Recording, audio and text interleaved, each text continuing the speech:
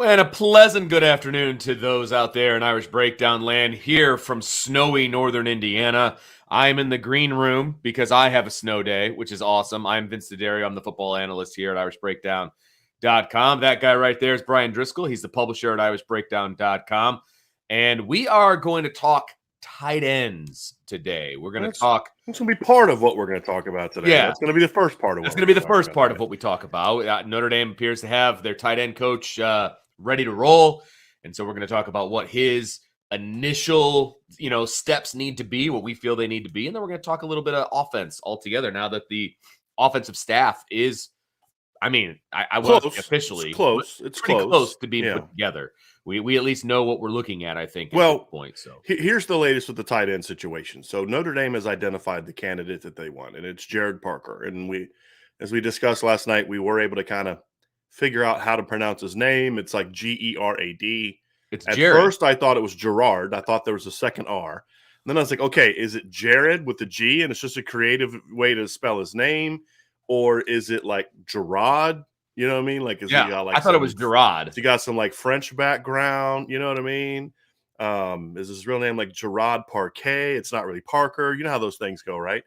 And so it's Jared Parker. He's from Kentucky. And he is the guy that Notre Dame is targeting, right? And now, from what all the sourcing I've gotten on this situation, it's the expectation is that this is going to be a done deal.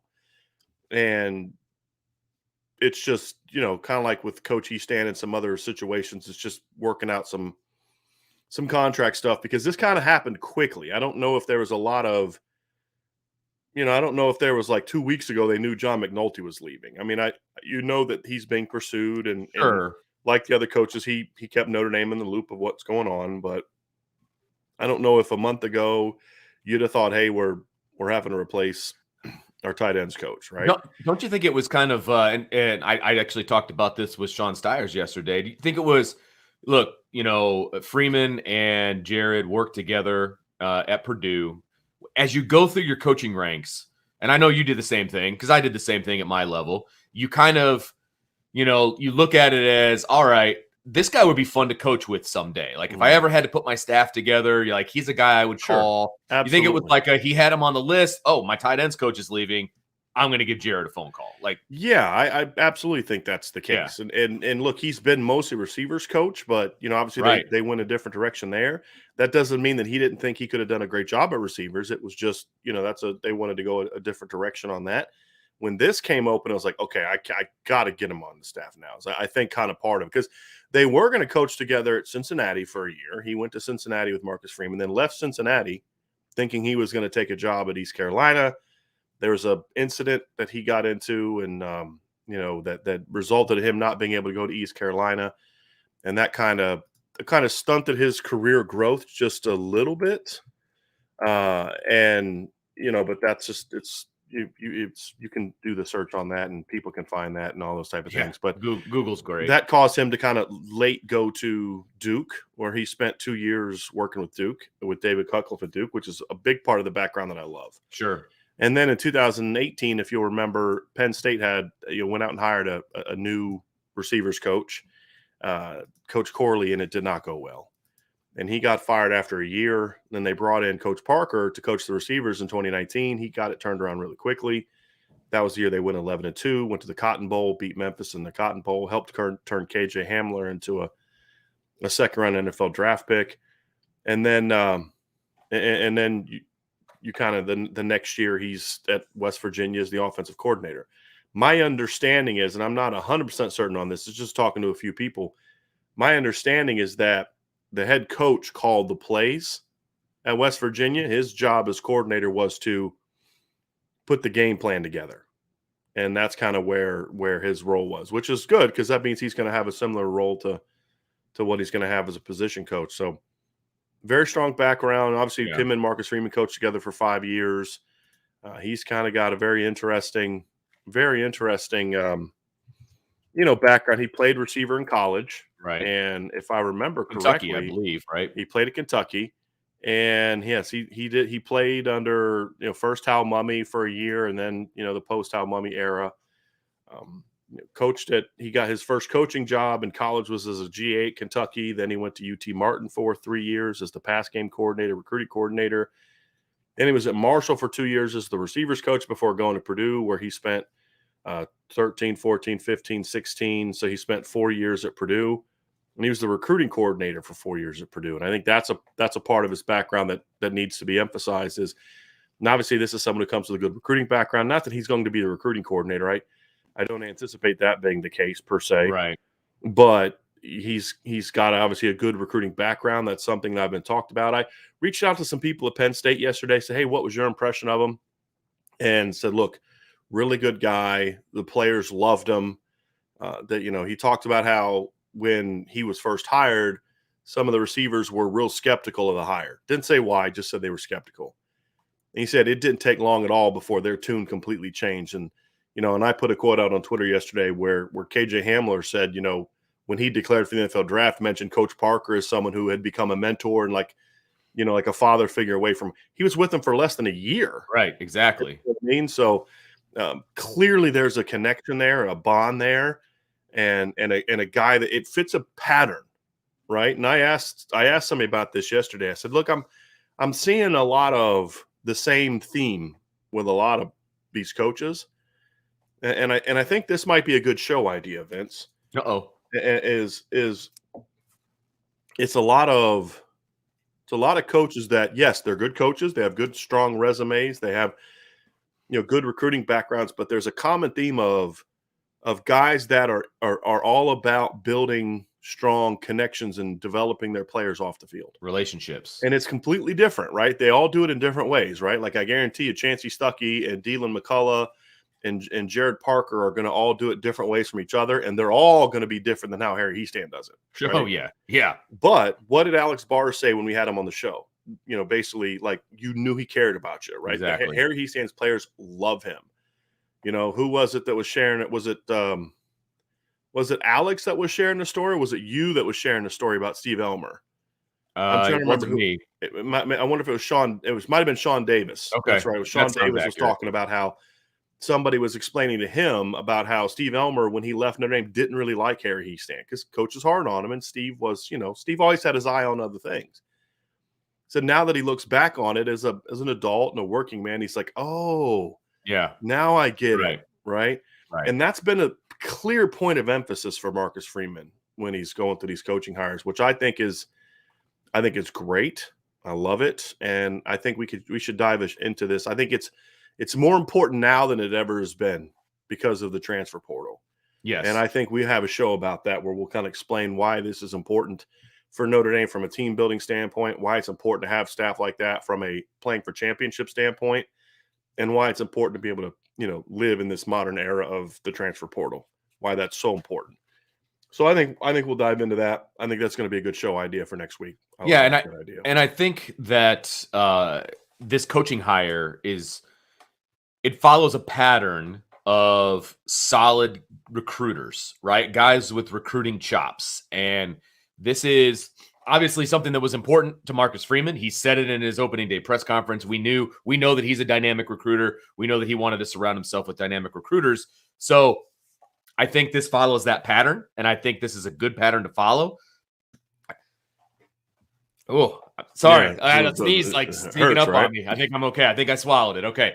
But anyway, I feel like this is a great hire from a recruiting standpoint. Everything I've read, everything I've been able to find out is that he's very solid on the recruiting trail. Mm-hmm. Okay. And that makes me very happy. Okay. Now, having this job at Notre Dame, it somewhat recruits itself. But if you're a dynamic recruiter, you take that to another level, right? I mean, you are at tight end I get that. And it's important. That's a big piece of it. But if you're a dynamic recruiter, you can then take it to another level and you go get the best guys every time. And so I think that's very, very important. his resume as a coach, I think, is important. And I think that he has proven, look, he's coached wide receivers the vast majority of his career. If you can coach wide receivers, you can coach tight ends. Okay, so I want to address that Yeah. because he did coach tight ends for 2 years. He did. And that He was did. at Purdue. Let me explain that there's this thought that I think people have that if you coach one position, that's the only position you can. Right. And I Right. understand it. I mean, as an outsider, I get it, right? And I think that is true at some positions. Like, I'm not hiring Harry Heastand to coach my quarterbacks. Right. Could Harry Heastand coach tight ends? Sure. Could he coach running backs? Absolutely. So there's some positions where it's like, okay, I don't necessarily want a guy that's been a lifer at O-line coaching my wide receivers or my Right. quarterbacks coach, right? But for the most part, when it's talking about like skill to skill, like I'm not moving Chris O'Leary to my D-line coach next year, right? Like those are big leaps that you Absolutely. wouldn't necessarily want to do at this level. You do that at the D3 and the high school level all the time because you just got to find a don't have a guy that knows choice. the game and then you learn it, right? Yeah, exactly. But when you're talking about moving from skill to skill, it's an easy transition. It's a very easy transition. And we see it all the time. I mean, Tony Alford's first 2 years at Notre Dame, he was coaching receivers. Never coached receivers, but like, look, you learn it and you Right. master it and you talk to your friends in the business that have done it. Absolutely. And that's a much bigger shift than receivers to tight ends. Much bigger shift, especially in today's era. And look, there's this, I've said this before. My first year as a coach was coaching running backs. I never played running back. We were great that year. Right. Won 10 games. First time we'd ever been in the national playoffs. My running back was an All-American that year, right? You're good at Set a handing bunch of off school running records. backs. Right, but it's like you can learn the technique. And if you know football, Exactly. you learn those things quickly. You talk to people you know and respect about helping you with some drills to get those things. And that's a much bigger transition than going from receivers to tight ends, because a lot of the drills you did as a tight end, as a receivers coach, are going to be applicable to the tight ends in every single way possible, with the exception of when you're attached at the line of scrimmage from a blocking standpoint, right? And that's an easy adjustment too, right? Number one. And number two, that's one of the great things about having a guy like Harry Heastand in an offensive line GA is, if early on you're like, hey, look, I'm going to need an assist here, then okay, Coach Heastand will help me out. We're going to go meet with the O-line to go over a run game install. Exactly. And that's perfect. And that's right? I mean, normal, that's by fine. the way. Yes. Like, that's totally normal. Yes. It should be. Because you have to work with the guy that's next to you. Right. Right. So you're going to work with the offensive lineman. But that's what makes tight ends so interesting, especially in today's era, and the way that Tommy Rees runs the offense is you've going to have to sort of be attached with you look at Coach Parker, he's going to have to build a real good connection with Chancey Stuckey. Yep. And because they're going to need to be on the same page. Absolutely. And then you've got to build a real unique connection with Harry Heastand, whereas Chancey Stuckey and Harry Heastand don't have to have any interaction in regards to here's what my guys are doing, here's what your guys are doing. They're not on the same page. Whereas Harry Heastand and Deland McCullough, they got to be on the same page, right? Deland McCullough and Chancey Stuckey, yeah, they got to be on the same page about some things, right? And that's just kind of that's what makes coaching staffs really interesting. Yes. Well, this is the most unique one because with tight ends, you are so directly related with all the other positions: running back, quarterback, receiver, offensive line. But the nice part about that is that's where if like, hey, look, coach, I can teach route running, I can teach blocking techniques, but I've never worked with a group of guys on, working on backside cutoffs on the zone. Right. Hey, you know what? Fine. Come sit down with me. We're going to go over it. And if you don't feel good about it by the time we get to spring ball, we'll make sure we incorporate our practice stuff together where you're working with me. Yeah. And we'll do that. And I would also argue that, and you touched on this a minute ago about the relationships and the relationship of the coaches and the players and all of that. If a player trusts his position coach, that is by far the most important thing. Okay. Because you can go in there and you can teach a drill and you can do all these things. And if a player trusts you, that you know what you're talking about and that you're whatever, if they trust you, they're all in. Like I'm telling you, the relationship between player and position coach is so important. And the fact that all of these guys have a track record of really good relationships with their players off the field as well as on the field, I think can ease that transition to coaching a position that maybe you're not used to coaching. Okay. Because you build that relationship, you get that trust, and then those guys are going to do whatever you ask them to do. Right. Mm-hmm. I mean, I think that's really, really important and an important aspect to discuss here when we're talking about a guy who has coached tight ends once in his Right. career. And let's not forget that Notre Dame's safeties coach in 2010 and 11, who helped develop Harrison Smith, moved to be the offensive coordinator in 2012 when Notre Dame went 12-0 and went to play for the national Yeah, good championship. point. Right? Like, if you Good can coach, point. you can coach. Right. Right. You got the chops, you got the chops, right? That's what the you thing, always right. say. And yeah, you got to absolutely. learn things. There's things you got to learn. But yes, like honestly, I've always felt like, you know, who I would, if I was going to like do an out of the box hire, you know, if I was like starting a young startup staff, Right. I'd find someone that was a really good defensive back and hire him to coach receivers. Right? Because it's like, you know, who's gonna know better of how all the tricks and all the things that Sure. DBs hate than a corners coach. Right? I'm not saying that's like those Right. are things you think about. Well, Right? and to kind of touch on that point, some of the best defensive line coaches that I've worked with in my journey, they've been offensive linemen when they were players, Mhm. right? Because they understand what, you know what I mean? Like that's a really good point that you make, because those guys understand what they don't like as a player, right? And so they teach that to their guy. Like it's all about, again, knowledge of the game, relationship with the players, and then you work on your technical side of things. And that, like, I'm learning every day more baseball drills to use, right? For example. But I have a great relationship with all my guys. They Right. trust that whatever we're doing is going to make sense and we're going to do it, Right. right? It's all about the relationships. So I hopefully that kind of eases some people's concerns I hope about so. the trend. Now, I'd be a little bit more concerned about a guy. I'm going to be honest. I'd be a little bit more concerned about a guy that's like been a tight ends coach his whole career, moving to receivers. A little bit more concerned about it. Is if he's coming from a program where like it's an old school tight end position where his hand's always in the ground.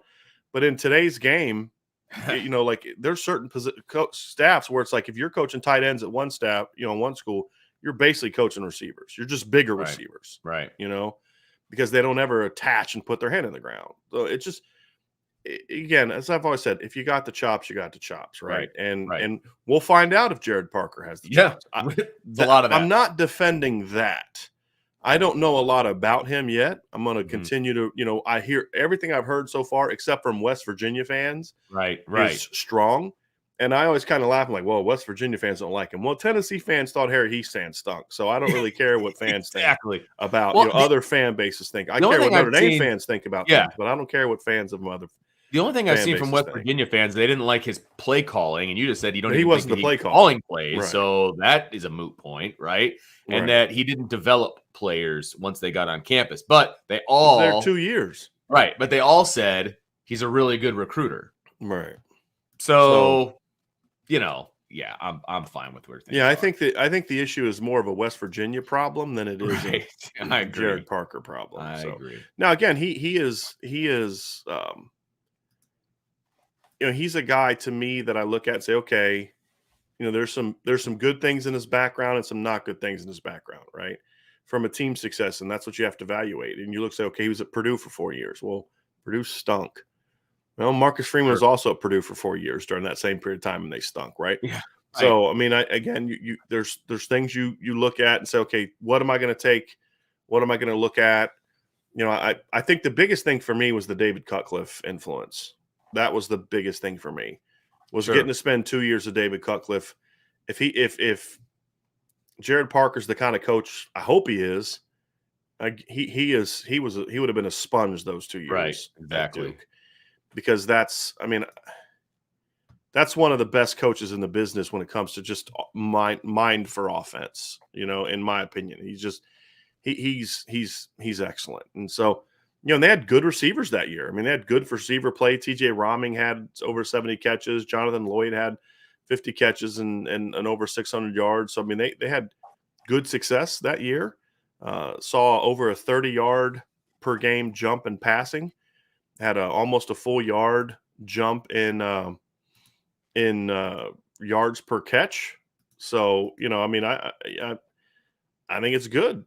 You know, I think I like it. We saw Daniel Jones went from 14 touchdowns and 11 catches the year before to, you know, 22 touchdowns and 9 interceptions the next year. I said catches, I meant interceptions. So, you know, I like what I see from him so far. I'm encouraged by what I see from him, what I know about him. And, I think on paper it's a good hire. Talking to sources, this is definitely one that Marcus Freeman wanted. Sure. This is one, like you said, Vince, at the beginning. Yeah. If we can get, this guy, if we can make it fit on the staff, then we're going to make it fit. This is a guy that I've always had my eye on. Right. I enjoyed working with him. He's a good coach, et cetera, et Right. cetera. He's the guy that you reach out to. And this was a spot that worked, And so he went and made it happen, and he made it happen fast. We'll talk about the whole offensive staff here in a minute, but I do want to kind of dive into, what is Jared Parker walking into? Right. And I think for me, and by the way, Anthony Shea, thank you. Thank you so much for that, by the way. Some snowblower money, guys. So my wife and I are going to have a talk here because she bought a snowblower. Okay. I gave her, like 2 years ago, I gave her, hey, babe, go. She was like, hey, can I go get a snowblower? I said, yes, honey, go get a snowblower. Well, she went and bought one that you got to plug in, right? Oh. And it has to stay plugged in the whole time. So, snow blowing sucks at my house because, every 2 seconds it's coming unplugged, or it's not good. She didn't come to where I was working. I would have steered her in a different direction. Yeah, I was in charge of that area. Yeah. So I think we're gonna have to go out and buy a new snowblower. I think so too. May have to pay a neighborhood kid to come over and do it. Just saying. Just saying. Yeah. Might be one a couple floors up. Yeah. Yeah. So we'll pay. But anyway, I said, by the way, I'll pay you $19.99 to come shovel my driveway. So let them know that. But back to the tight end conversation. I think if you're Jared Parker, you're like, dear Lord, thank you for blessing me. And I don't know what I did to deserve this blessing, but I'm going from West Virginia to coaching Michael Mayer in that Notre Dame tight end room. Yeah. Right. That is a big thing for me. And he's probably going to be surprised at the fact that they have to put an addition onto the tight end room because there's so many guys that are going to be in there. And it's I'm sure he's very well aware of what's there. And I look at it and I say, look, you're working with Michael Mayer. Your task number one, don't screw it up. That's what I had written down exactly. Yeah. Don't screw it up, right? Yeah. And one thing that coaches can do sometimes, and wrong, this is just generally speaking, is to say, hey, I got to prove myself as a coach. And change. I'm gonna be all over this All-American, or I'm gonna try to, hey, you were doing it this way, but no. Look. John McNulty did a good job at tight ends, coach. Your job is to build on that, not change that, right? So you're not coming in there to revolutionize the tight end room, okay? It's continue to enhance and build upon. So, continue to continue to help Michael Mayer maybe develop a bit of a nuanced route running apparatus, so to speak. And, and say, hey, look, let's work on, there's some things you can do with your stems to get a little bit more effective. Hey, let's really work on a couple, footwork things in your top ends or getting out on cut routes. There's a couple things. Hey, maybe we're going to work on your downfield ball skills because we're going to use you downfield more this year. Right. Please use him downfield more this year. Those kind of things. And so we got another super chat from Anthony Shea. Gas money for the snowblower, for the new snowblower. Love it. That's fantastic. Thank you for that, by the way. But, so those are some things. And I think run blocking is an area where Michael Mayer's got to continue to get better. He's improved, but he's got to get better. To me, your task is more about look, let's make sure that Michael is refining his game. Right. Your task, though, however, your most important thing is don't screw up Michael Mayer. Just build on what Coach McNulty did with him. But your job is to get these next line of guys going. Exactly. Right. You don't need to break Michael Mayer down and then build him back up or any of that kind of stuff. You know what I mean? You don't need to build him in the image of you. That is not what you need to do. That's what you're talking about, going in and screwing it up. He's there, but there's some nuanced things that he can fix and that he can update. The only way you screw it up is if you feel like I got to go prove myself. Right, exactly. By doing it different than the guy before. You do that when you inherit a situation where the staff before sucked. Right. Right. When you walk in and you're replacing a coach that got fired, you're like, hey, look, I don't know what y'all did before, but Erase it all. Delete. You know what I mean? All of It's it. one of those positions Right. on offense. You are replacing a coach who did a pretty good job at Notre Dame, Right. right? As a coach. Now, again, we have some questions about him as a recruiter, but as a coach, I think Coach McNulty did a really nice job, Yeah. and he was I do something that too. Tommy Rees trusted a great deal. The Otherwise I don't think Chancey Stuckey's the wide receiver coach. What's that? I don't think Chancey Stuckey's the wide receiver coach without John McNulty being on the staff. Perhaps. I think it's part of it. Perhaps. That's what I'm saying. It's I'm just part of saying it. Sure. I mean, there it's was a part of it. connection to get him in the room. I think Exactly. I don't think he was hired because John McNulty No. put his foot down and said, hire the guy. I think he got the interview because of that, and then he blew him Right. away. Okay. Right. So you don't necessarily need to like prove that you're not John McNulty. You got to be yourself. But again, that's when coaches screw up guys like Michael Mayer. I gotta change it all. I gotta prove that I'm different. No, Right. Your job is to get Kane Barong going. Your job is to get Holden Stace going, to get Mitchell Evans going, to get Eli Raritan going when he comes back. That's your job. Find a role for Kevin Bauman. Really help George Takis take his game to another. That's what I'm bringing you in here for. Not so much to do something different with Michael Mayer. The improvements for Michael Mayer this year are going to come from just normal sophomore to junior growth, Progression, right? Yeah. And how they use them. I mean, that's where his production is going to change, is how they use them.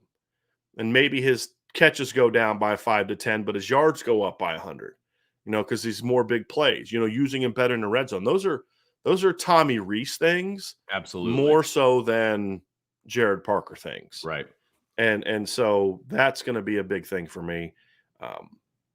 Again, it's about getting the rest of that group going. Yep. That's a big task. And then, of course, recruiting. I'll say this. My one knock on John McNulty, it's going to sound crazy because how much I loved last year's tight end class. Sure. I feel like he settled way too much in recruiting. And you look at, like, for example, the tight end they got last year. Was it Jack Nickel? There's no reason to take Jack Nickel that early. Right. I remember you saying that. And you say, look, it ended up working out well, but it worked out well because Holden Stace decommitted and put himself back on the market. Then Notre Dame got involved. It also worked out well because you happen to have a legacy recruit in Iowa that wanted to come play where his dad played, and he ended up being a top 100 player. Right. Like they got Cooper Flanagan, who's a good player. I like Cooper Flanagan. But they just stopped recruiting all the other top tight ends. It's like, why'd you stop recruiting Deuce Robinson? That guy's a dude. That guy's a top 30 recruit. Like, he likes, there's just a lot of things where you look at and say, I don't feel like he was really a grinder on the recruiting trail. And that's scenario that's where I hope that Jared Parker has the biggest improvement. So when you look at this tasks, it's get George Takis to be a more involved and more Make effective in the pass game. Worthwhile. You know what I mean? Not just a blocker. Right. Kane Barong is going to be a big pet project of mine.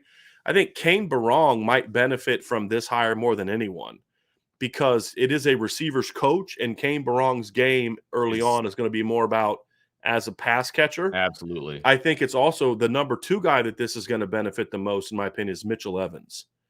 Because, again, Mitchell Evans is a guy that hasn't really played the position for a long time. He's got some interesting skills. You have a position coach that's going to and hopefully be able to kind of really help you learn how to play the game. Because just Mitchell Evans just got by on – he's just that big, strong, athletic kid for his age. There's a lot of room to go for him, size and strength and those type of things wise. He's a bit of a project of mine, that I would want to have. And then, of course, the freshman, because that's a really good incoming freshman class. Right, absolutely. So that's where I think you can have that's where you put your stamp, is those guys that you don't have to deprogram. You don't need to look, Jeff Quinn and Chancey Stuckey, they have to deprogram those guys because what was going on before was not a good situation. Right. That's not what you're walking into. Jared Parker has a completely different situation than what Chancey Stuckey and Jeff Quinn are walking into. Dylan McCullough. Jeff Quinn left him. Dylan McCullough and Jared Parker have completely different tasks. Correct. Because they're replacing good coaches that just got promoted. Right. And so it's like, you're going to do your own thing. You got to be you, but don't feel the need to prove yourself to guys and end up screwing them up. So that would be that would be where I would go for them in regards to, kind of what the Yeah. tasks are. And then, Yep. I think there are areas that Michael Mayer's game can improve. And I think that's where you can maybe earn your chops with Michael Mayers. You sit down with him, say, hey, look, you're a great player. But, my goal is to help you become the best tight end in college football. Right. My goal is to help develop you and to be the highest drafted tight end in the 2023 draft class. Because if you're Notre Dame, you have no illusions of Michael Mayer coming back for 2023. And if he comes back for 2023, that means something really bad happened, where he got injured or something like that. Right. He was a season-ending injury in like game 2. Yeah. Right.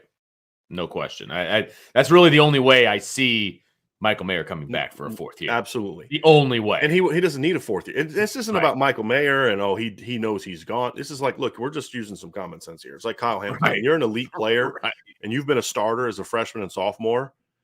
His game is advanced for his age. I'm sitting down with him and I'm saying, man, you're a great player. You do these things well. We're going to continue to build on those. Coach McNulty did a great job with you, but there are some parts of your game that I think we can improve upon. And these are the parts that I want you to take serious. And these are the things I'm going to be writing on you. Like, I'm going to be on you now, because I think this is going to be the difference in you being a top 5 tight end and the best tight end. Right. A second-round draft pick or late first-round draft pick or a top 10 TJ Hawkinson type of draft pick. Sure. I would be interested if I was Coach Parker, I'd be interested to sit down with Michael and say, look, man, where do you think you need to improve? You know what I mean? Like let's start this as a conversation, not as I wouldn't do that, to be honest with you. I would. Not as a first-year coach. I would do that if I was John McNulty. I would have sat him down and asked him that. But I think that if you're a new coach walking into a room like that, I feel like you almost lose a little bit of authority. Really? Oh, yeah. By asking their opinion? Yeah. Because it's like, I don't know what you need to get better at. Well, you tell me what you need to get better at. No, I'd be like, look, I got a list here of things I've been watching your film. I know what you can do. First. What do you think? I would do that first before I then open it up to what he thinks. Oh, well, okay. I wasn't saying it had to be in that order. Well, I'm saying that's kind of how I took it. So that's the conversation. Okay. Yeah. So I just feel like you always want to see how your players view things. But you don't walk into a room when you first get hired and be like, all right, what do you guys think you need to work on? Right. Okay. That sounds like a good idea. Yeah, we'll do that. Right. Yeah, hold on. Let me write that down. No, great freaking idea. I never thought of that. No, you don't want to do that. No, you do not want to do that. I agree with that. So it needs to come. It needs to come down the road. So I think he's walking into a great situation. I think he's got to be a happy guy. I'm going to a much better program. A program's got a chance to compete for a championship. I'm going to coach arguably the best tight end in college football. And by the way, there's like 6 other dudes in the room that could play for just about anybody we're going to face in 2022. You know what I mean? Like, absolutely. There's about probably like 9-10 teams on the schedule. Like, can we have your third tight end, please? Like, right. Well, I mean, it just goes back to like, why did George Takis come back? You know what I mean? Right. Because he could have started in the SEC as the number 1 tight end, right? And he decided to come back. LSU wanted him. They absolutely wanted him. Yeah. They pushed for him. So I would have too. So that's the latest with the tight end room. That's kind of where we are with that. I just let me check see if there's any other questions about that in regards to just the tight end situation.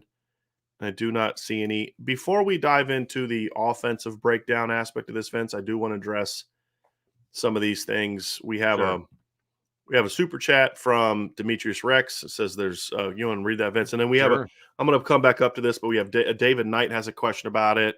Yeah. I thought this was a great comment. I'm going to get to this, David. That was a great comment. But Jim Quell Young, it's time to recent play for the Rams OC position.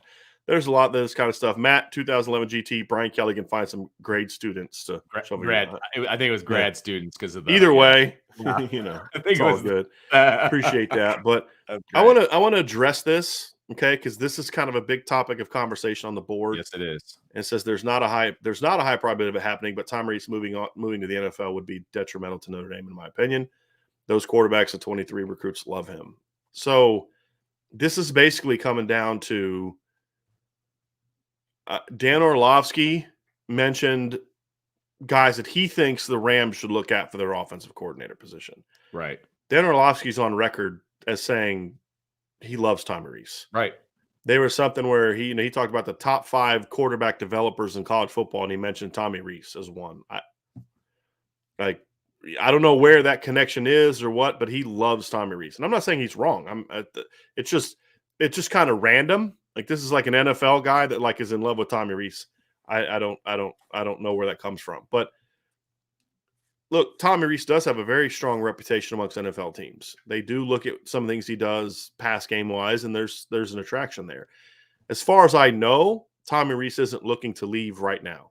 I don't believe he is. Now, a month ago, I wouldn't have told you that John McNulty and Lance Taylor would have been gone. So who knows? That's fair. Wouldn't in October, November, wouldn't have been like Brian Kelly's leaving, right after the Stanford. So in this business, who knows, right? I mean, we all thought Jim Harbaugh 2 days ago was going to be the Vikings' new coach, and such a weird situation. So I'm not going to sit there and say there's no way Tommy Rees leaves. I want people to understand this isn't Dan Orlovsky saying he is hearing that Tommy Rees is that guy. This is more of him saying this is who I think they should look at, right? So I just want to touch on that and to get that, and kind of it's kind of funny because there's a lot of people panicking about this now, and that's where David Knight's comment. It seems like so many people are down on Tommy Rees, and the next day it's what if Tommy leaves? Exactly. I thought that was funny because like on the message boards that way, it's like, oh, Tommy Rees stinks, and then it's like, oh wait a minute, no, we can't lose Tommy Rees. Look, here's my answer to that. I don't know what Tommy Rees is going to do. I don't. As far as I know, I haven't seen anyone other than Dan Orlovsky say that Tommy Rees is a candidate for any offensive coordinator jobs right now. Do I think he's on some people's radar? Yeah, I think so. I think he's on some people's radar. I think he should be on some people's radar. You tell me how many 29-year-olds there were coordinating top 10 teams this year, right? I mean, sure. And I think when you look at what Notre Dame did down the stretch, the last 6 games of the year, they scored 40 points per game, Sure. So, I certainly understand why there'd be some attraction to Tommy Rees but I don't know that like now's that time. Sure. I hope that now is not that time. But I don't know what some of the anti-Tommy Rees sentiment comes from. Because yes, the offense needs to get better, but the offense was far from terrible. I mean, Agreed. This year's scoring offense was the second. I mean, their points per game average was the second best of the last 15 years, right? Behind only the 2019 team. And especially when you look at how it was down the stretch, you look at some of the things he did in the last 6 games of the year. I mean, Tommy did a lot of really good things. And I think the other thing that kind of I think we have to take into consideration is Tommy Rees, like Joe Moorhead, if you would have hired him in 2019, like 2020, like I think they should have, you knew what you were getting. He is what he is. He's just going to be that guy, right? The interesting thing about Tommy Rees is, although I thought that hiring him in 2020 was not the right move for 2020, it was a move that's going to pay off down the road, much bigger. The reason for that is he is a guy that is going to improve as a play caller and game planner and coach and coordinator in all those different areas as he goes on. And I think John Harlow hit a good point down there is I think what's happening is a lot of people have a hard time separating Tommy Rees from Brian Kelly. They have a hard time from separating themselves from the emotion of why did you hire him in the first place? It's like we can say in one breath that I would have gone a different direction in 2020. But we should also be able to say in the next breath that, but it's now going to pay off moving forward, right? That you made that move. Maybe it hurt you in 2020, but it's going to help you moving forward. And I'm not punishing Tommy Rees because Brian Kelly made a move that I didn't like. I'm going to evaluate Tommy Rees off the job he's done. And when you consider that Notre Dame just had their second best scoring offense in the last 15 years with a crap offensive line and a receivers coach who was, if he was mediocre, that'd be an improvement, in my opinion. You did all that, right? And then you lose Joe Wilkins. You lose like 5 receivers leave your team from the beginning of the previous season to after the first game against Florida State. and you're still able to go out and do what they did with, and they one did it with hand tied behind your back. That took the words right out of my mouth. I was going to say one hand tied behind my back because you had inferior receiver play at times, and you had inferior inferior receiver coaching, and you had inferior offensive line coaching. Right. And so, I mean, he did the best that he could, in my opinion, with a lot of the stipulations and the issues that he had going. Now, there's definitely room to improve, but I think that he's surrounded himself with coaches now that can help him with that. Right. And help him improve. And he doesn't have Brian Kelly now hovering over him, which Tommy has admitted without admitting, right? And so we can look at that and say, was he perfect? No. But I feel like when you remove from the equation, and here's one of these responses that just kill me. Second half of Fiesta Bowl, total of 7 points. Yeah, we were there. We saw it, right? Yeah, right. But again, you have to be smart enough to evaluate why they only scored 7 points in the second half. And when you break down the film, you look and say they number one, they called plays that worked as far as from a coordinator standpoint. Getting Lorenzo Styles open on a post route. Okay, well, you've got to be able to coach your receivers up well enough to make that play and give yourself time to throw. There were schematic things that they did. There were adjustments that one of the most misguided things people say is, well, they made no second half adjustments. Yeah, they did. Go watch the film. Yeah, they did. Okay. But you could not run the ball. I mean, they had no ability to run the football in that game. None. Right? Why is that? Okay, well, do we honestly think that they're going to have the same ground attack with Jeff Quinn? I mean, with Harry Heastand moving forward? Of course not. That's the whole point.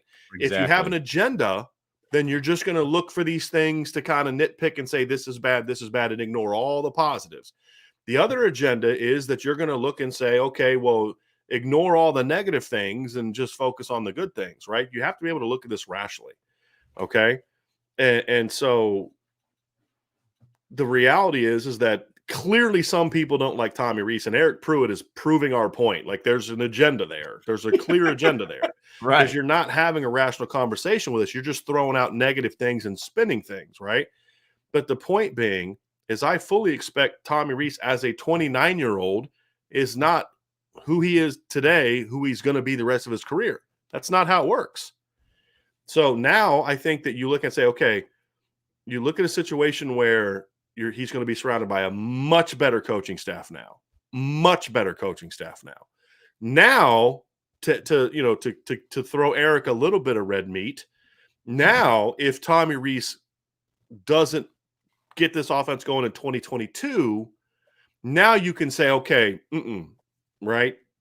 Because now there's no staff excuses now. Exactly. Right? Agreed. He's going to be surrounded by a much better staff, which I think is going to, if he is open to the staff that's been put together, if Tommy Rees is open-minded to thriving with the staff together, then I think he's going to thrive, right? I think he's going to thrive. He's going to have a much better coached offensive line. He's going to have a much better coached group of receivers. Because here's the thing, if Chancey Stuckey's just a solid receivers coach that teaches the basics, that's an upgrade. Huge upgrade. Over what it was before. Correct. Yes. You're going to be just as good at running back. And from what I'm told by people that I trust, you're going to be just as good at tight end, which were your two strengths. See, here's the danger when Lance Taylor and John McNulty left. The danger is that you regress at those positions, which then negates some of the progression you're going to make at the other two positions. I think they at least stagnated on those two, which is not an insult because you had two really good position coaches, especially Lance Taylor. Just take recruiting out of the equation. Lance Taylor was excellent as just a running backs coach. Can we agree on that? Do you agree with me on that, Vince? Yeah, no question. So I think he's partly responsible for how good Kyron Williams was. Agree. And the offense as a whole. Yeah, right. Here's the part of it, though. Being able to make sure that you didn't go down at that position is not going to be easy. And I think with Dylan McCullough, you ensured yourself that just from a pure running backs coach, you're not going to go down. And then I think tight end is the same way. And so that then doesn't. So the point is you haven't taken away from the positive of the upgrades at other positions, right? And here's the other part of it. I expect Tommy Rees to be better next year because he now has more experience and he has had some struggles and he's had some successes. and you learn from both, right? And so that's the thing that I'm encouraged by. That's the thing I'm excited about because he's got a better staff. He's going to be more. He's going to be more advanced. He's going to be better. And now we're going to find out. Now, if he struggles in 2022 and we don't see the offense over the course of the year continue to get better and become an explosive unit, then we can sit down and say, yeah, maybe he's not that guy. And guess where the first place that you'll hear that from? I mean, we're going to be as honest as we can be. You know what I mean? We're not going to give you the fanboy, oh, we love everything Tommy does. Everything he touches is gold. Like, that's definitely not going to happen. That is not going to be the case. And that is not what we're saying, right? What we're saying is they are putting in place opportunities for things to go in a better direction. Right. So it is kind of a wait and see situation. I mean, it's not. It's wait and see. Oh, it's always wait and see to a degree. But to me, sure. I'm very optimistic about what this offense is going to look like. And as we kind of dive into some of these areas, I think this is a good transition point. Agreed. To the second part of our show, which is we threw that Tommy Rees thing in there. That wasn't part of the original game plan, but there was just so much comments about it in the chat. I was like, we got to address this. Absolutely. And this is kind of, now that the staff is in place, it's like, okay, now let's really focus on what are some of the big picture things that we need to see this offense do next year. Okay. And let me see here. This is funny. I knew you were going to pull that one up. I knew. Let's see if I got this straight. We hired a guy to coach the Notre Dame tight ends that caught all of 15 passes for 168 yards as a wide receiver in his entire career at Kentucky. Who cares? What? Who cares? Do you know where Harry Eastham played offensive line? Wasn't it East Stroudsburg, right? I have no idea. I guess that tells you. I have no idea. What? Okay. And say what you want to about Charlie Weiss, but he knew how to put an offense together and never played football. Yeah. Okay. I don't understand. Like, I don't understand that one at all. I could care less what he did. I don't get that one at all. I was not a very good high school player. Sean McVay, the head coach of the St. Louis Los Angeles Rams at Miami of Ohio, had 39 career catches for 312 yards and 8 yards per catch, and never scored a touchdown at Miami of Ohio. But he's all right. He's turned out right. Look, how you were as a player is completely irrelevant to how you are as a coach. Completely irrelevant. Michael Jordan's arguably the greatest player to ever play basketball, and was a terrible coach, and he's been a pretty terrible executive. Pretty terrible executive, yeah, exactly. Right? Magic Johnson didn't exactly light the world on fire as a coach either. Right? I mean, come on, y'all. Let's look at okay. Let's move on. Love you, Nick, but that was not a good take, my friend. So now that the staff is kind of together, right? Finally, what are some of those? What are some of those things that we look at and say that we really need to see this team make a jump in these areas? And there's a lot. We're going to kind of keep it somewhat big picture, and we'll dive into we'll really just narrow down and really focus on some the finer minutia and details as we kind of get into the off season. But just big picture, I think now the staff's in place. There's a few things that you have to work on and say, if we're going to be a great team, we have to really make sure that we're getting better in some of these areas. Okay. And I think the first one for me is to say, okay, you have to build on from a philosophy standpoint, you have to build on what we saw from the last 3 games.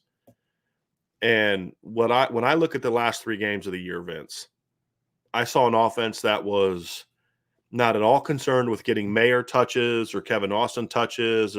It was, we got a lot of playmakers. Let's use them all. Sure. Okay. Let's use them all. And it was about, let's attack the defense and their weaknesses. Let's scheme up some things to get guys free. I think we saw so much more of that in the last 3 games, especially than we did most of the year. And it started to come along as we kind of got into North Carolina and moving forward. But I felt the last 3 games, we saw Chris Tyree getting the ball in space. We saw Kyron Williams getting the ball. And even before the bowl game, we saw Chris Tyree doing that a little bit. He had a big run against Stanford. Yeah. So I think being a more playmaker-centric offense is really what it's about. And it's about not being a Michael Mayer-centric offense or a running back centric offense, but The boundary you've got a receiver. lot of Yeah, weapons. Use them all. right. And the thing I was probably most encouraged by in the bowl game was the heavy use of the RPOs. Mm-hmm. Now, moving forward, they need to nuance their RPO game. Not everything can be hitches and outcuts. They need to be able to bang some slants, some glance routes, some skinny posts, some quick posts, things like that. They need to be able to enhance their package in the RPO. But they were tagging RPOs with almost every run play in the bowl game. Loved it. And that's a great thing. Now, if you can incorporate that with kind of the next one, which is a far more consistent, physical, effective run game. And it's not just about, run for more yards. You have to get back to being a bully. When Notre Dame's offensive lines are really good, they were bullies. And when you look at the games where they weren't as successful running the ball, Miami 2017, Georgia, what happened in those games was those teams basically just said, we're going to outnumber you and we're going to do everything to stop you. And you're going to have to beat us throwing the ball. Well, in 2017, they couldn't do that.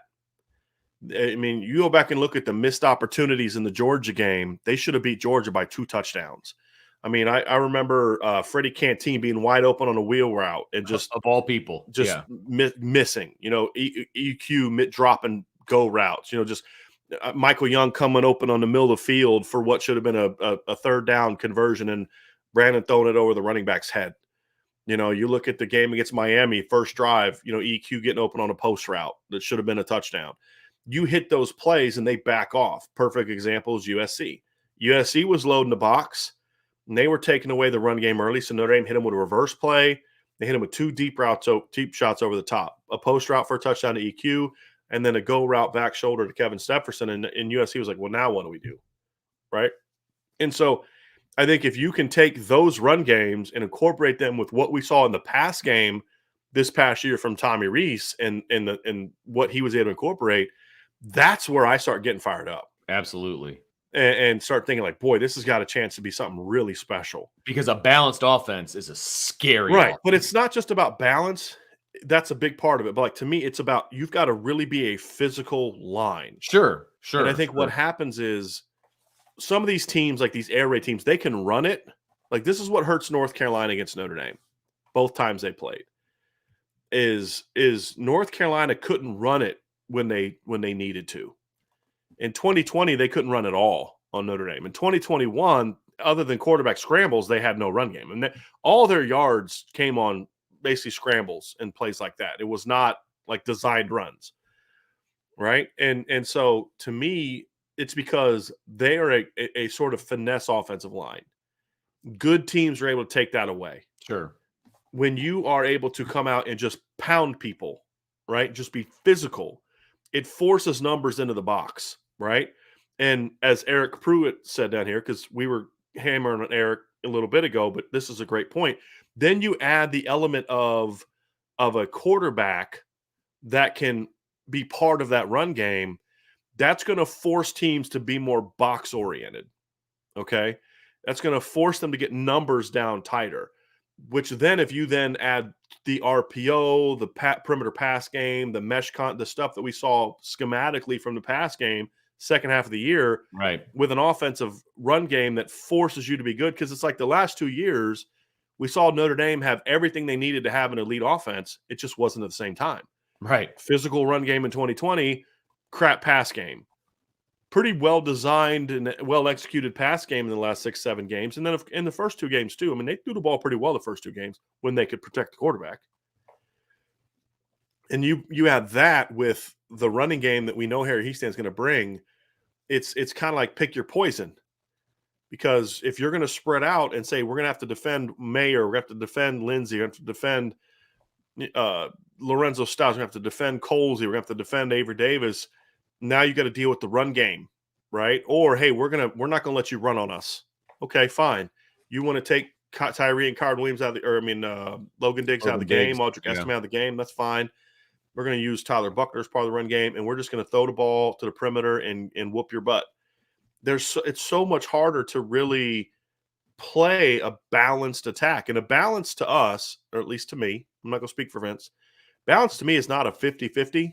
No. No good coach ever goes to the game, in my opinion, saying we're gonna We're 50% gonna run it 30 and take it. times. We're gonna pass it 30 We're gonna be times. really good. We're gonna be Yeah. explosive and efficient here. We're gonna be Right. explosive and efficient here. Yes. And it's to me, it's a three-way game now. It's run game, it's pass game, and it's screen game. I think the screen game has to be its own thing now, in my opinion. And screen game is now not just slip screens to the running backs. It's the perimeter screens. It's the look screens. It's the now screens. That's got to be a part that you are working on every single day, because that's where a lot of your efficiency is going to come from. And if you're a really good screen team and a really good quick perimeter passing team, it's going to make your vertical game more effective, because teams are going to have to get closer and closer to the box. It's also going to make your run game more effective, because as they get closer to the box, they're also going to have to widen out. So either A, they're going to keep their numbers in the box and then bring the safeties down, which exposes you to one-on-ones. And one-on-ones, yep. It also exposes you to a mobile quarterback, because if you're having to play man and that first line, like we saw against North Carolina, for the Notre Carolina offense against Notre Dame defense, they're playing a lot of man. And when the pass rush went past the quarterback, Sam Howell was just taking off. Saw that in the bowl game too. And Notre Dame will have that threat this year, which they didn't have last year. Right. So I think when I look at that, it's just like those are the things. So getting a more physical and efficient ground attack, right, and we know it's going to be more explosive. And that's that. Right. Here's the evidence of that. From 2014 to 2017, Notre Dame had 25 runs of 50 yards or more, and 11 alone in 2017. From 2018 to 2021, despite having Kyron Williams, Chris Tyree, and Dexter Williams as the running backs, Notre Dame had 12 runs of 50 yards or more. That's it, 12. 11 in 2017 alone, 12 the next 4 years combined. Yeah. Yeah. My definition of balance from an offensive standpoint is basically the threat of all of those three things that you just named, and it forces the defense to stay quote unquote balanced. Like they have to respect the run game, they have to respect the pass game, and then you take advantage of whatever it is that they're not good at, and you continue to take advantage of that, and you have the ability to take advantage of that. That's what I mean by balance. It's like look, okay, we're going to go into this game, we're going to hammer them because we're physical, and we're just going to run it right down their throat. But if they're going to crowd the box, guess what? We can go outside too, and we're gonna nail you that way. So balance to me is the defense respecting everything that we have the ability to throw at you. And balance also has to include how you attack teams. Sure. If you're going to be a balanced passing team, we have to be able to hit the screens. You have to be able to hit the quick perimeter game. Your quick game has to be effective. Your horizontal stretch game has to be effective. Your vertical stretch game has to be effective. You have to be effective attacking the short areas. You have to be effective attacking the intermediate. You have to be willing to attack over the middle. You have to be able to hit the deep balls. Right? You got to be able to have the ability to do all those things, because you have to have things you can turn to when teams want to take certain things away. And that is, like the deep ball is going to have to get better this year. Yes. Teams at times last year dared Notre Dame throw the deep ball, and some people blame it on Jack Cohn. I think it's more of a receiver O-line issue, to be honest with you.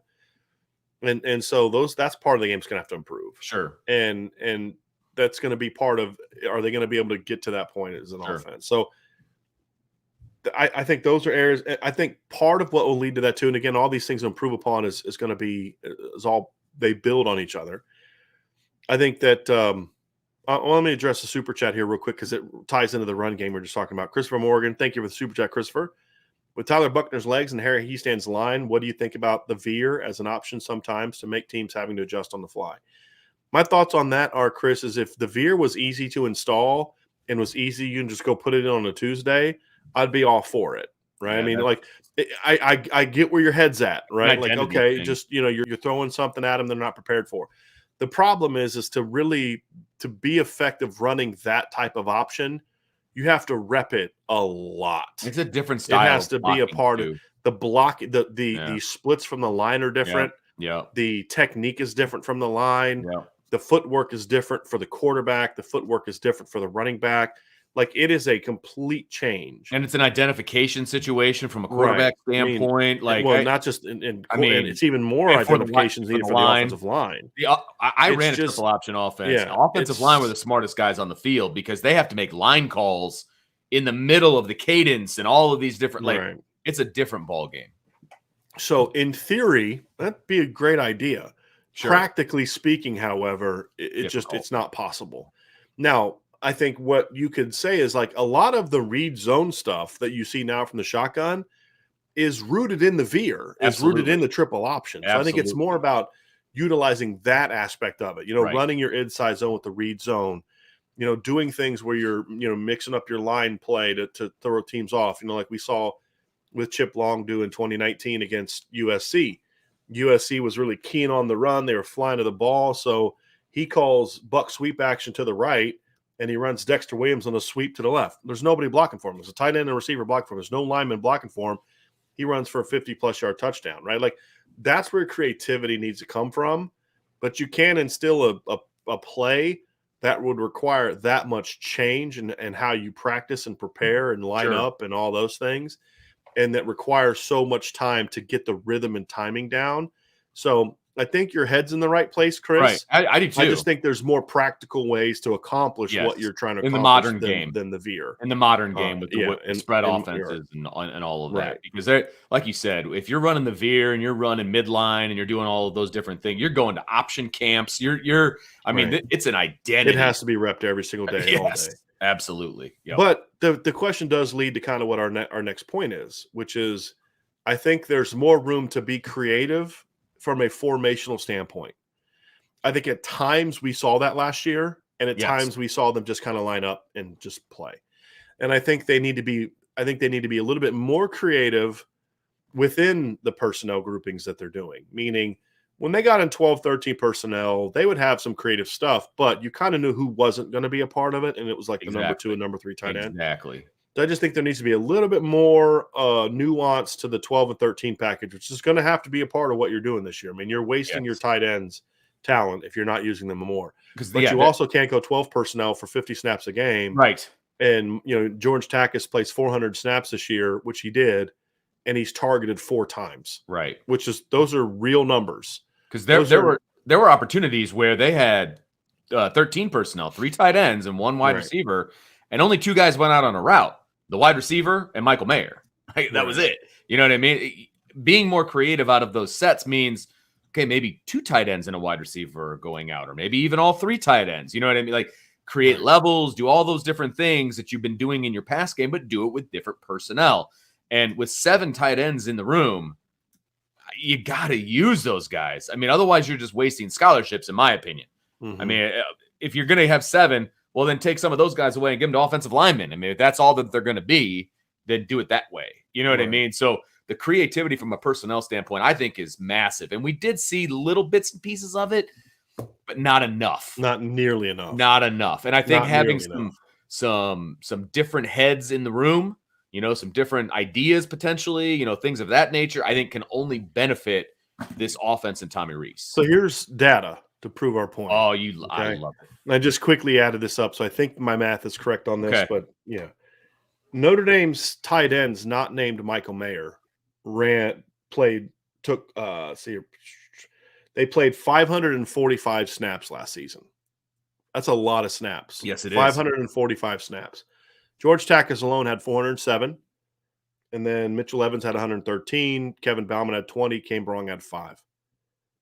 On those 545 snaps, those players were targeted in the pass game 7 times. Yeah, that's wow. That's it. Out of over 500 snaps. Yeah, that's it. Yeah. And, that's not going to get it done.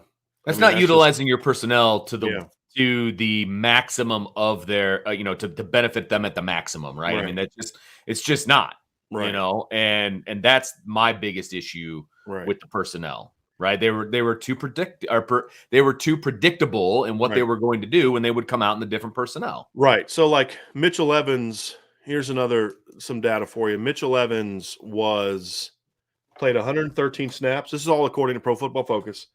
Played 113 snaps. He ran a pass route on 26 of those snaps. That's not even a quarter. Yeah. That's less than 25%. Right.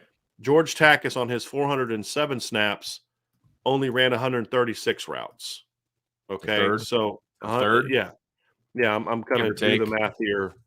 It is 33.4%, right? Whoa. So yeah, Right on the money, baby. and so you add those two guys together because those were the guys that had the majority of your snaps last year. So that's 162 pass snaps on 520.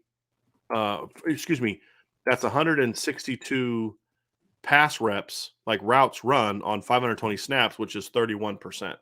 So basically, what this means for a defense is if you are and if you are in 12, 13 personnel, they know that that guy's only going to run a route 30% of the time, and he's going to be targeted. I mean, what's 7 divided by 545? It's like I mean, he's only going to be 6%. targeted on 1.3% of the snaps. It's even less than that. So the point is, like, I don't have to worry about that guy in the pass game. Exactly. And as a And defense, they have these numbers, right. right? And they Yes. that's how they game Yes. plan This is is based what on the GAs and analysts do, yes. right? Yes.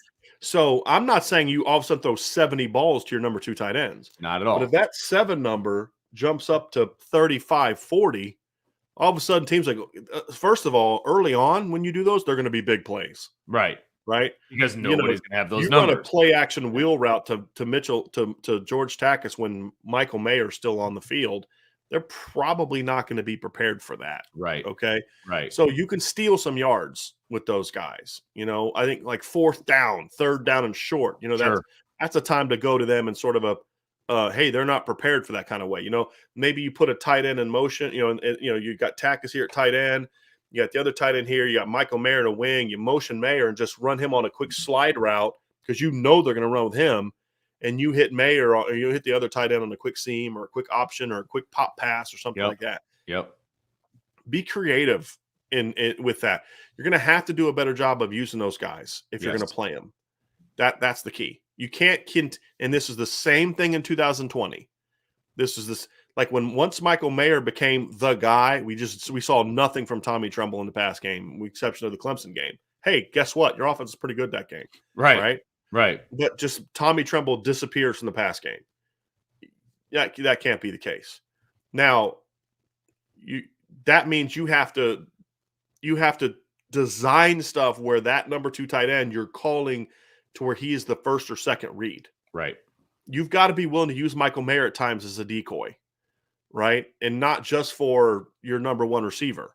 It's for your number 2 tight end. Yeah, absolutely. Because that's going to make those other teams have to prepare for you a little and bit that more effectively. goes back to the balance that I was talking about earlier, right? The teams have to respect what you're going to do, and that will open up other things too, right? And that's the whole point of this, right? Is if they have to be careful of 1, 2, 3, 4, 5, right? Then they're more spread out as opposed to having to only worry about 1, 2. Right. And they can devote more resources to 1, 2 as opposed to 1, 2, 3, 4, for example, right? So it's keeping them balanced. It's only going to help out even those other guys, even the Michael Mayers and whoever your number 1 receiver are, because if they have to worry about George Takis, well, now you've got one-on-ones with those guys, right? So, but you have to go to George Takis or whoever, right? You have to put that on film, and it has to be seen in order to make that because George Takis was in the. I mean, he had 33 reps in the Fiesta Bowl, for example. Played 33 snaps, and he ran 20 pass routes. It's a lot for him. He was targeted 0 times. Right, you threw 68 passes, and you couldn't target your number 2 tight end once when you were a heavy 12 personnel team in that game. Right. So that's kind of my thing. And Big Jim just made a great point. He goes like same with Brock Wright, invisible at Notre Dame, but not with Detroit. I mean, Brock Wright, I believe here. Let me actually look up his numbers real quick because I don't want to say something that's not accurate. Starting in the second half of the season, he was Brock Wright for the Detroit Lions this year. Caught 12 passes. I believe got to be more than he ever caught at Notre Dame. Yeah. I mean, he caught 12 passes as a rookie in the NFL, as an undrafted rookie in the NFL. And at Notre Dame in 4 years, he caught 7 passes. Yeah, there you go. Exactly. Come on, y'all. Now, again, he was the number one tight end for Detroit, but the point is, you have to be able to use your weapons better. Yes, And correct. it's not like all of a sudden George Tack is being targeted 70 times. That's Right. not what we're saying. Maybe it's 30, maybe it's 40, but it's got to be a whole lot more than 7. And that's the point. Yep. Okay. And if they do that, then I feel like, okay, your offense is going to take a step. And then the fourth part of this isn't necessarily where an offense needs to improve as much. It's because it's a different player, but it kind of is. I think it fits here is you need more dynamic production from your quarterback. And I don't and I'm saying this because this is not a quarterback only problem. This isn't a Jack Cohn's gone now. He kept you from being dynamic. Okay. What we are saying, however, is there was a lot of problems line wise, receiver wise, route running wise, a lot of problems that kept Jack Cohn from being a dynamic player in the ways that he could have been a dynamic player, Correct. right? Which is with his arm. Okay. So it's not just about getting a guy in there who can run. It's about turning heads at the East-West Shrine Bowl. Shrine Bowl, yeah. Yeah, right. Now, but he's not the talent that I think Tyler Buckner Agreed. can be. Assuming Tyler Buckner wins the job, which is just for the topic of conversation, it's not a given that Tyler Buckner is going to win the job, right? He's going to have to beat out Drew Pine. It's not going to be easy. But even if it's Drew Pine, the reality is you need more dynamic plays from the quarterback. When we refer to dynamic plays, we are not talking about them running. That's part of it. It's about more dynamic plays, period. A dynamic play from the quarterback is the touchdown pass Tyler Buckner threw to Chris Tyree against Toledo. He's running to his left. Defense comes up and he just flicks it over their head for a 55. That's a dynamic play. Yep. That's not a quarterback throwing a hitch. Right? I mean, right. That's right. Making a play. What's not a dynamic play by the quarterback is throwing a hitch route to Michael Mayer. He breaks 9 tackles and runs for 60 yards. That's a dynamic play by Michael Mayer. Correct. A dynamic play by a quarterback is, you dropping a dime on a go route where only your receiver can catch it, and he's got to make the catch. Right? A dynamic play is hitting Lorenzo Styles in a post route. Lorenzo's got to make that catch, right? Now, the ball's got to be better too. Sure. Right? A dynamic play by quarterback is going through your progression and getting that drag route out in space to your guy and letting him catch it on the run and go with it. Those are dynamic plays by the quarterback, okay? Dynamic play by the quarterback is making a quick last-second check to get the ball out here, and it goes for a big play. Like in the Fiesta Bowl to Chris Tyree. Right, which is a great example. That was the one that was in my head. I love it. That play was Jack Cohn saw something. The coaches had prepared him on what to do when that happens. Jack saw it. He checked to it. Blitz came, and he calmly dumps it right off to Chris Tyree for a 50-plus yard dynamic touchdown. mental play. That dynamic play by the quarterback. By a physical play, right? So yes, exactly. Yeah. Dynamic plays are a result of a lot of different things. It's not just a quarterback tucking and running for a 70-yard play.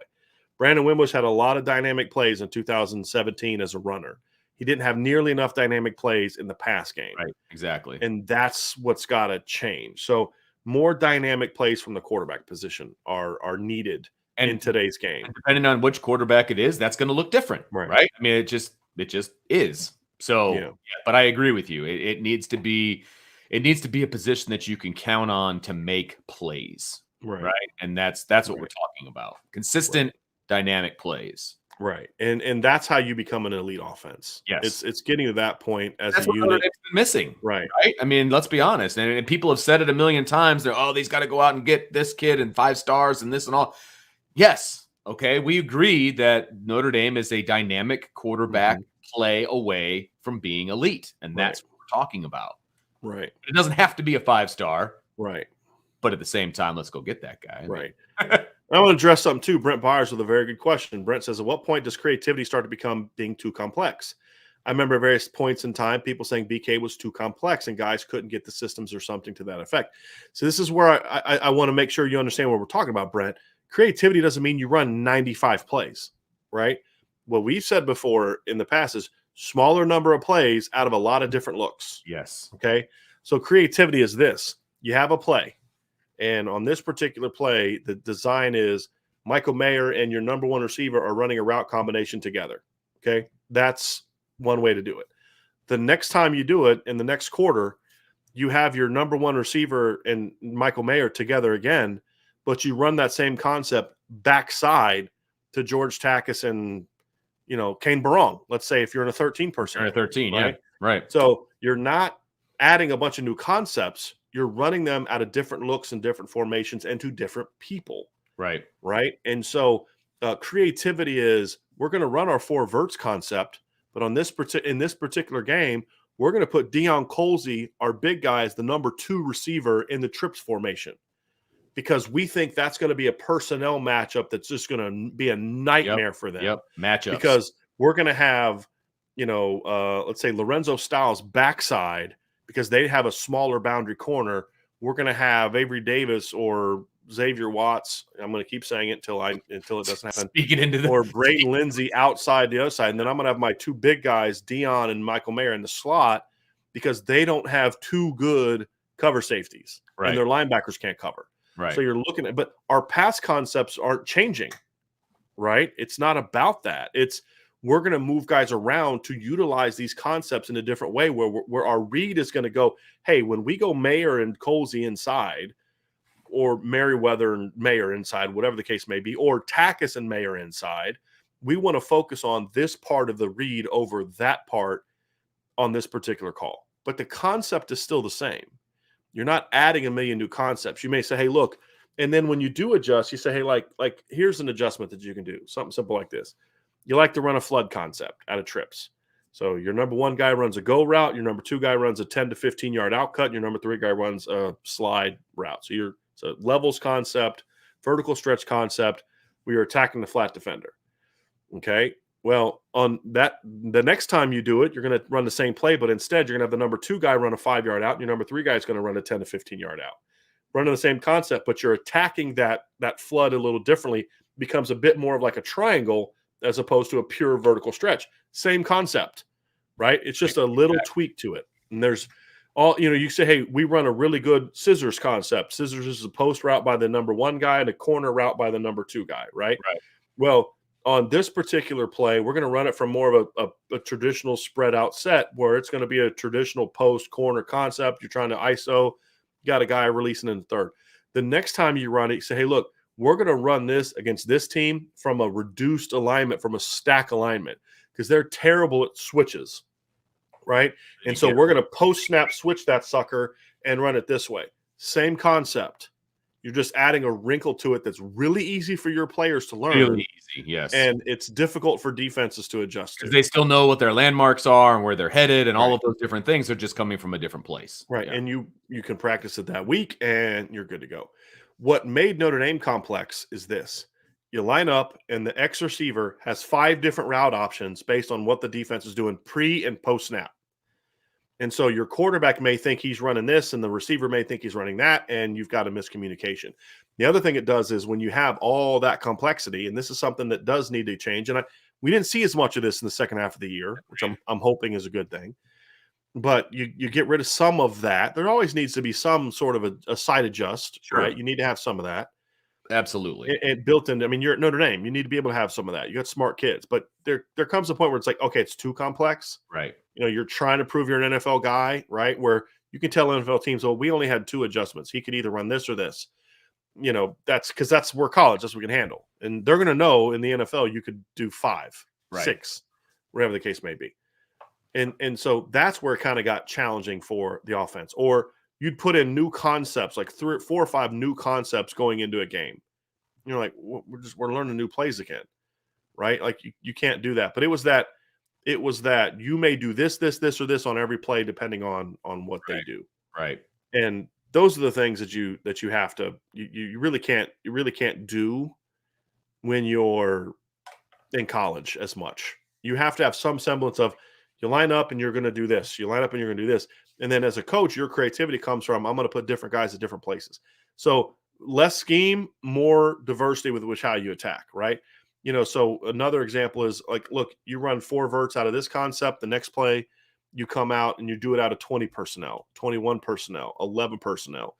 Come out in 13 personnel with Kane Barong in the game and Michael Mayer and George Takis, and next thing you know, you go empty, right? Because if they're like 4 personnel, something like that, defensively, and because they're thinking you're going to run the ball and you come out and you go 4 verts and you got legit pass catchers out there. Exactly. Okay. Yep. I feel good about that, Matt. So you're not going to do that 17 times in the game, but you may steal some yards by doing it on one series.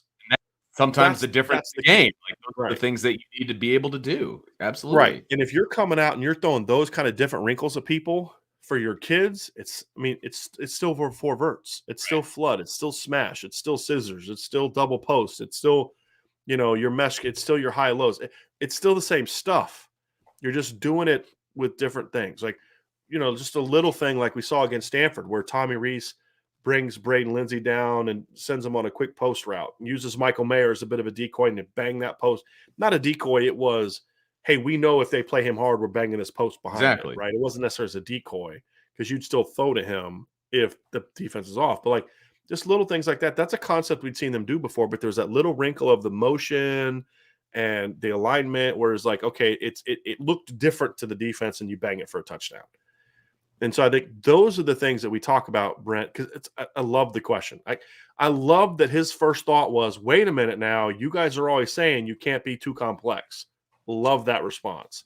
But that's not where we're going with this. Creativity does not mean running 12 new plays every week. Exactly. Or put in a whole new offense like the V or something like that. Right. It is You can run it out of 12 new formations with motion Right. and different things like that. This is what we do, but Right. let's throw a wrinkle into it that's going to be easy for our kids to adapt to what we already do, but it's going to put the defense in it's tough bind. So like if the defense is lining up to your tight end, and if your motion is shifting, it's messing with them, then you may move your tight end more in a game, right? If you know that teams are going to react to reduced alignment this way, you may use that as a something to kind of throw them off. Like if you reduce your alignment on your backside receiver and that just causes the defense to way overreact, well, guess what you've just done? You've now created an opportunity for you to out leverage them to something on like just a quick wheel route by the back. Just have your X receiver just run, and the corner is going to run. If the receiver releases inside, the corner is going to squeeze down. So I'm going to have my X receiver run right to the outside shoulder of the linebacker, which is going to cause him to be just a step off from getting on that quick swing to Chris Tyree. He's going to catch that sucker, and now that linebacker's not outside, and the corner has squeezed down, so he's now got to flip his hips and try to get to Chris Tyree. At best, at worst, you catch that thing, and it's a 6-7 yard gain.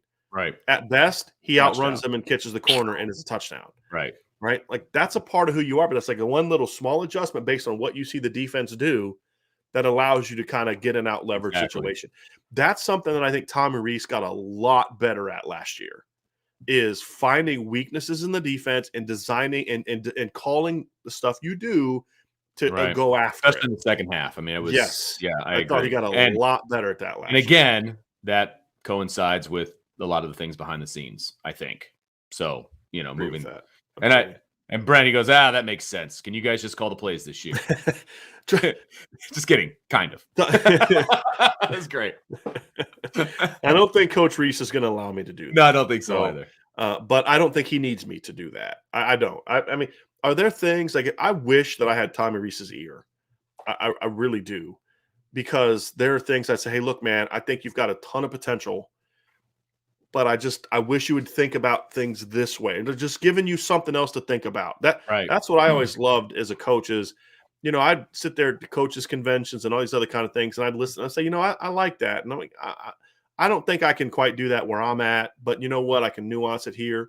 I always feel like it's good to get an outsider's perspective on things.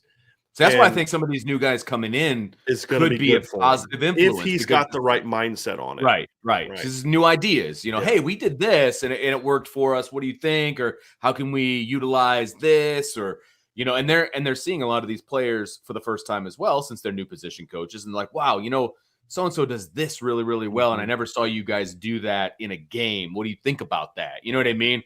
And so I'm hoping that it's going to be more of a collaborative effort. You know what I mean? Let me bring my outside perspective to the good things you guys did. Absolutely. Maybe you're still going to be who you are, but maybe this little wrinkle can help. Exactly. This little practice adjustment can help. Because that's going to be something too is, Marcus Freeman's talked about, we're going to go a lot faster in practice. We're going to get a lot more reps. Well, we saw that in the one practice that we saw during the bowl. And the Prep. players Yeah. talked about it a lot. They still talk about it. Yeah. Well, that scenario where, okay, Tom Reese is going to have to adjust how he's doing things a little Sure. bit. Yes. I think it's going to be Absolutely. good for him. It's going to be good for him. Yep. So that's my thing is I hope that I know he listens to outside influences, but sometimes I don't always think it's necessarily the right outside influences. Sure. So that's why I wish I had his ear. I don't. I never will. It's fine. I'm not upset about it because we're sitting there praising him the whole time. But I think he's got a potential to be a really great offensive coordinator.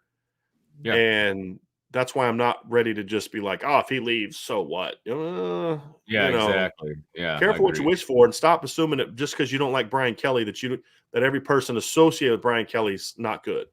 There's a reason NFL teams are interested in Tommy Reese. There's a reason I won't be shocked if in the next 5 years he's coaching in the NFL somewhere. I won't be shocked by that at all. Sure. He's got a ton of potential. And you've said that a million Yeah. times that you think his eventual end game is the NFL. I just Sure. don't think that it's now. I hope not. He's Yeah. taken a lot of time and energy to put this staff together because Sure. Marcus Freeman has flat out said, he's like, I leaned on Tommy a lot to put together the offensive staff. Now, that wasn't true of the most recent hire, obviously. Obviously, But yes. for the agreed. others, he clearly had a say in it. So Right. I'm excited about what Tommy Reese can do this year. Yeah, me too. I really am. I think it's a situation where if Tommy Reese has the right mindset coming into this, he's going to flourish this year. I really believe that. Yeah. But that's going to require adjustments and change and being willing to say, hey, look, this is kind of how I've always done it, but I think we could even be better doing it this way. Sure. And if he's willing to do that, I think it could be really good. And I think now that we kind of know what the offensive staff is going to look like, yes, it's kind of like somebody said to me, I was talking to a friend of mine last night, and he said, he was like, if Tommy leaves, that's a, is that good or bad? And I said, well, it depends on who you replace him with, right? Well, that applies to the whole offseason when it comes to the offensive staff.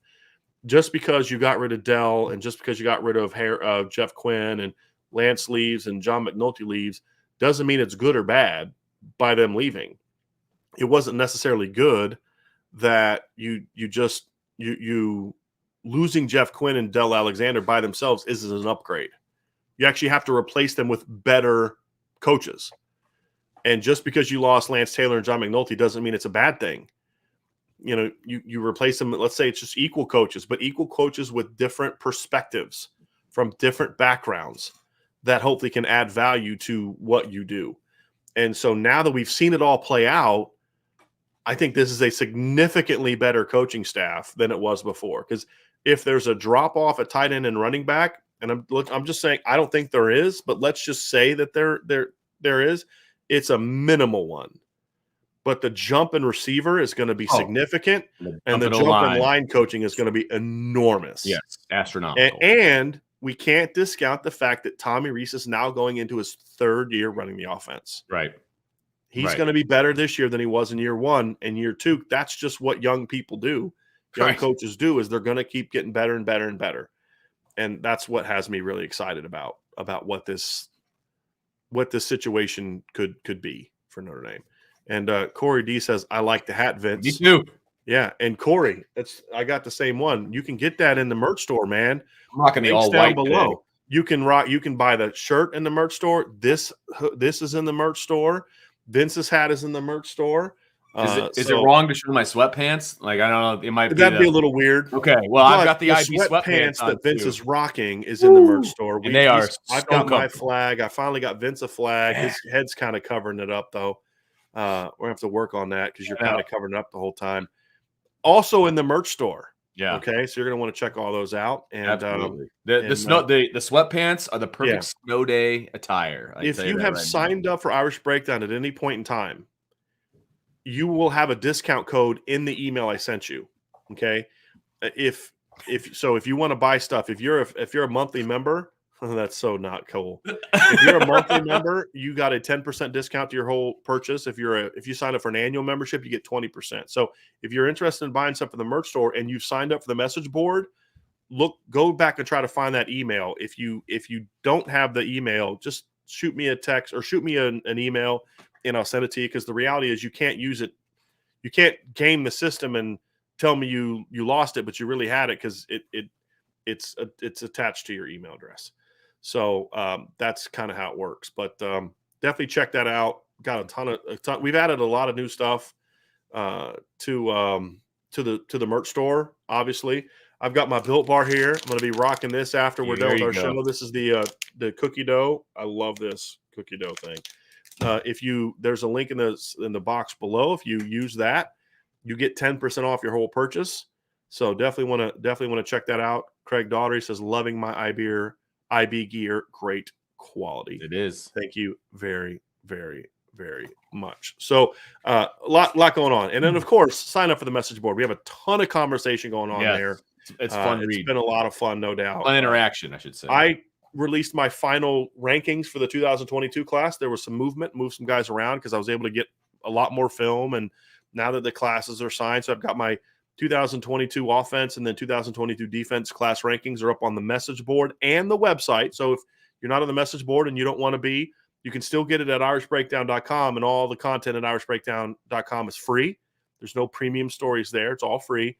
The premium message board is where you get some of the, obviously you got to pay for, and you'll get some of that intel and all those type of things. But we got to try to get it all for you, folks. Yeah, right. Baby. So before you leave, before you get out of here, hit the like button, hit the subscribe, hit the notification bell, and share this podcast.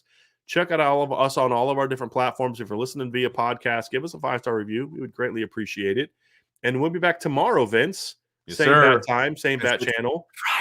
That's right. Friday free-for-all, baby. First hour is going to be talking about the team. Second hour will be some team stuff that carries over, and then we'll dive into some recruiting stuff. Yes. So definitely be ready for that. So for Vince D'Addario, our football analyst here, I'm Brian Driscoll. You all have a great rest of your day. I hope to see all of you on the message board. Okay, come join us on the message board. If not, we will see you tomorrow for our Friday free-for-all mailbag. Have a great day, and thank you for watching and listening to the Irish Breakdown Podcast.